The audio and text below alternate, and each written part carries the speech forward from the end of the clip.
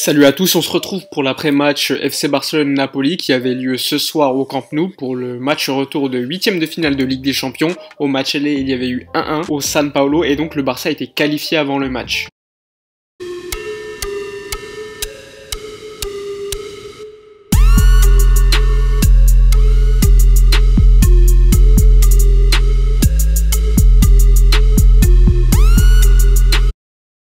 Avant de décrypter le match en lui-même, on va quand même revenir sur les compositions des deux équipes. Je vais essayer de vous expliquer l'état d'esprit que j'avais déjà avant le match en voyant les compos des deux équipes. Et donc si j'étais confiant, en commençant donc par la composition du FC Barcelone, avec au but sans surprise Marc-André Ter Stegen, comme latéral droit Semedo et non Sergi Roberto, en défense centrale Clément Lenglet et Piqué, à gauche Jordi Alba, au milieu de terrain Rakitic en numéro 6, en relayeur Frenkie de Jong à droite et Sergi Roberto en relayeur gauche, ensuite en attaque Messi, Suarez et Griezmann. Donc le trio de stars du FC Barcelone était bien présent pour ce match. Alors pour être honnête avec vous, en voyant la composition d'équipe, je n'étais pas surpris des choix de Quique Setien, mais ce n'est pas le 11 que moi je voulais. Déjà dans la vidéo d'avant-match que j'avais fait, je vous avais dit que Quique Setien va devoir choisir parmi les 4 milieux, 3 milieux, et à mon avis il va mettre de côté Riqui Puig, qui est selon moi une grosse erreur, et c'est ce qu'il a fait ce soir, une grosse erreur selon moi avant le match, puisqu'on peut dire tout ce qu'on veut, mais Riqui Puig est le meilleur relayeur du FC Barcelone actuellement dans l'effectif, tout simplement parce qu'il connaît le jeu du Barça par cœur, c'est un joueur qui est là depuis très longtemps à la Masia, donc le jeu de position pour lui c'est quelque chose qui est automatique, le pressing, le contre-pressing, enfin bref il a tout vraiment pour lui. Donc selon moi avant le match l'absence de Riqui Puig était quand même assez prévisible mais quand même décevante. Je m'attendais également à l'absence d'Ansu Fati puisque Griezmann a enchaîné les entraînements avec le groupe, qu'il était disponible et revenu de blessure,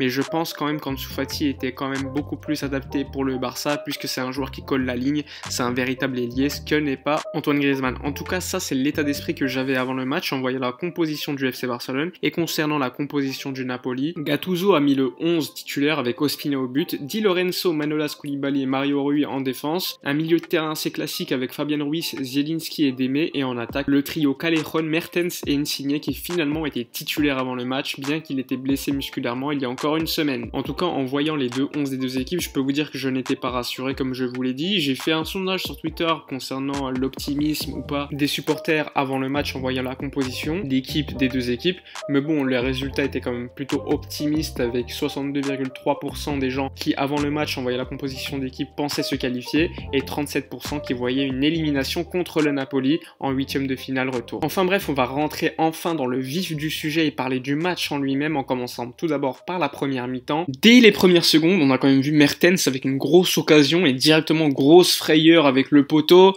relance catastrophique, un Napoli beaucoup plus dominant au début de première mi-temps, donc on a pu par la suite observer que c'était bien Rakitic qui jouait bien le numéro 6 et non Frenkie de Jong comme pouvaient le penser certains. On peut quand même le dire, hein, ça a très mal commencé avec une grosse pression mise en place par le Napoli, le Barça a eu énormément de mal pour sortir le ballon, d'ailleurs la possession de balle était largement dominante côté Napoli et on a vu que les Italiens attaquaient surtout sur le côté droit du Barça, donc le côté le plus faible défensivement, puisque Lionel Messi a quand même tendance à rester dans l'axe plutôt libre et il va pas forcément faire les efforts pour revenir en défense sur le côté droit. Ensuite le Barça est quand même plutôt bien revenu avec plus de contrôle du ballon, on a vu quelques séquences collectives très intéressantes avec Lionel Messi et Frenkie de Jong, puis ensuite Messi a fait du Messi, j'ai envie de vous dire, donc le meilleur joueur de l'histoire quand il a envie et quand il est en forme, ça donne ce résultat, vous voulez que je vous dise quoi? Donc grosse action exceptionnelle, Messi tombe, il réussit quand même à se relever et à reprendre le ballon et à marquer directement, donc à ce moment là il y a quand même 2-0 pour le Barça, j'ai pas parlé du but de l'Anglais, mais bon le but de l'Anglais a quand même fait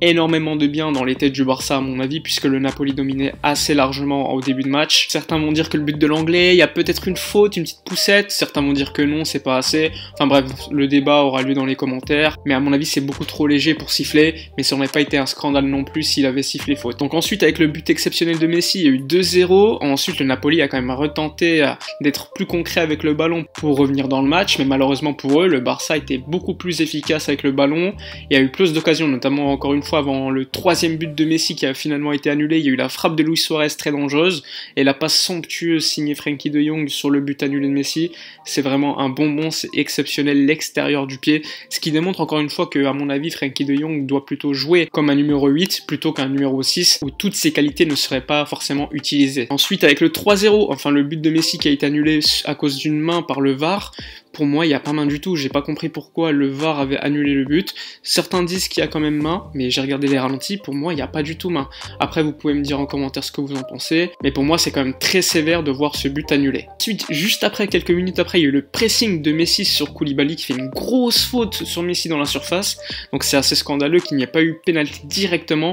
Il a fallu au moins 50 minutes pour que le VAR aille signaler la faute et que Shakir, l'arbitre, siffle enfin le penalty. Sur le coup, c'était quand même assez prévisible qu'il siffle le penalty vu la grosse faute que c'était, mais j'ai eu quand même peur pour Messi qui a mis du temps à se relever et du coup c'est Luis Suarez qui allait tirer le penalty et qui l'a converti, donc ça a fait 3-0 à ce moment-là, donc large avance pour le Barça, surtout quand le match allait, il y avait eu 1-1, donc une grosse avance, ça faisait 4-1 sur les deux matchs, sachant que le Barça est marqué à l'extérieur en plus. Évidemment, il a fallu que Ivan Rakitic gâche tout et fasse une grosse faute dans la surface de réparation, il provoque un penalty avant la fin de la première mi-temps, penalty qui a été marqué par Insigne, ce qui a fait 3-1 à la première mi-temps, donc malgré quand même une domination dans les occasions pour le Barça, on a vu quand même le Napoli avec beaucoup plus le ballon que le Barça, ce qui est quand même assez inquiétant quand on voit que c'est quand même un match qui est au Camp Nou.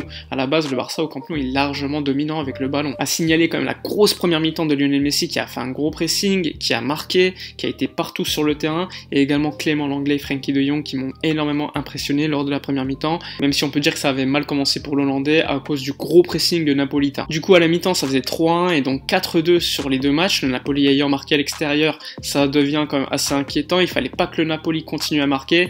À ce moment-là du match, le Napoli devait encore marquer 2 buts pour être qualifié. Et je vous cache pas qu'avec tout ce qu'on a connu avec la remontada, enfin les deux remontadas qu'on a connues, j'étais pas rassuré. Et donc j'avais quand même ce petit stress avant le début de la seconde période. Concernant la seconde mi-temps, il n'y a pas énormément de choses à dire, sauf que le Napoli a dominé le Barça assez largement. Le Barça est resté dans ses 30 mètres et a attaqué par coup. Et je suis désolé, mais ça c'est pas mon Barça, c'est pas le Barça que j'attends. On a vu une seconde mi-temps par exemple d'un joueur comme Ivan Rakitic et Sergio Roberto, complètement catastrophique, mais c'était dans la lignée de leur première mi-temps qui était tout aussi mauvaise, ils n'ont rien apporté. Il a fallu un grand Frenkie de Jong pour tenir tout le milieu de terrain. Même lors des relances, on voyait que Ter Stegen visait simplement Frenkie de Jong et non Rakitic et Sergio Roberto qui perdaient tous les ballons qu'ils recevaient. Du coup, le Barça a quand même été énormément dominé, on a souffert jusqu'au bout. Encore une fois, une grosse déception avec les choix de Quique Setién qui a attendu jusqu'à la 80e minute pour faire un changement. En plus de cela, c'est pour faire entrer Moncho Rodriguez qui est joué avec l'équipe B, qui est plutôt bizarre, hein. Non pas que Moncho n'a pas de talent, etc. Il est plutôt bon, mais il n'a pas permis à Riqui Puig, encore en dessous Fati, d'aller jouer avec l'équipe B pour pouvoir les utiliser contre le Napoli.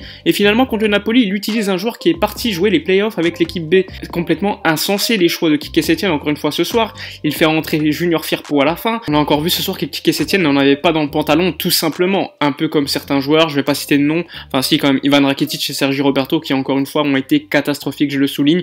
Mais bon, c'est pas les seuls, hein. Il y a des joueurs qui n'ont pas été bons. Je pense notamment à Antoine Griezmann ou encore Jordi Alba qui a été trop neutre. Par contre, grosse performance de la paire centrale Piqué et Clément Lenglet, surtout Clément Lenglet qui a été énorme ce soir. Grosse performance de Messi, même si en seconde mi-temps il a quand même baissé, là c'est logiquement. Sans oublier Frenkie de Jong qui a ce soir montré sa classe. Pour moi, l'un des meilleurs joueurs du match et qui démontre encore une fois la classe d'écart qu'il y a entre lui et les autres milieux du Barça, sans compter Riqui Puig. Enfin bref, ça fait une qualification pour le Barça grâce à un match remporté 3-1, donc 4-2 sur les deux matchs. Cependant, je ne suis pas du tout rassuré pour le match contre le Bayern Munich qui a en plus de cela assez largement battu Chelsea lors du match retour avec un grand Lewandowski, donc ça fait un peu peur. Au moins, lors du match contre le Bayern, on verra Busquets qui est selon moi un joueur très important.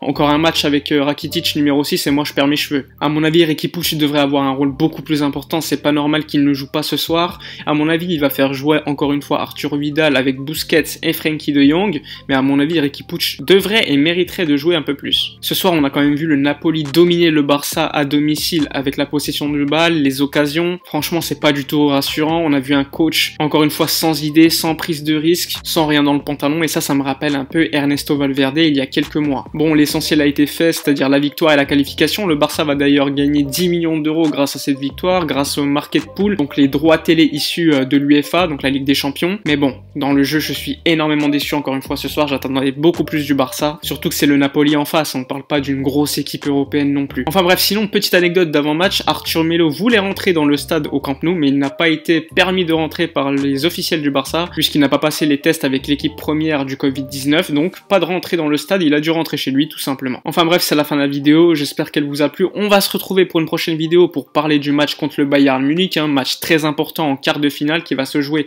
sur un match face à une grosse équipe, selon moi peut-être l'équipe favorite de cette Ligue des Champions. N'oubliez pas non plus de donner vos avis en commentaire, commentaire, de liker la vidéo, de partager, de vous abonner à la chaîne si ce n'est pas fait. Moi je vous dis à la prochaine et d'ici là comme d'habitude, portez-vous bien.